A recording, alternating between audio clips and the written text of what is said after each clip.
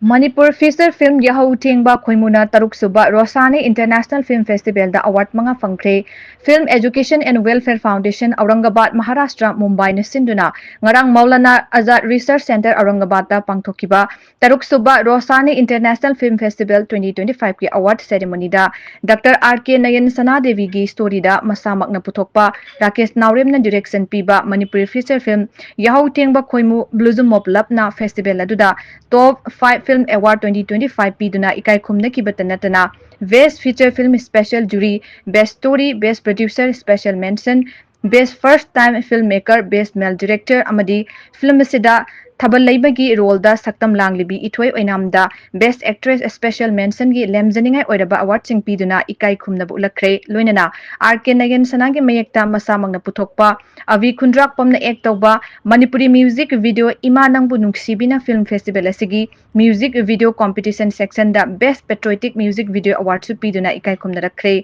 Malim gi oina tongan tongan ba country humfu henbadagi apunba film listing amaga chawma rom thajalakpagi manungda film chani ge yankhai khangatuna pangthokiba film festival aduda Yahouthengba Khoimu na top best film 5 khangatpada yorakpaga loinana tongan tongan ba category singda award sing piduna ikai khumnaba ulakhibani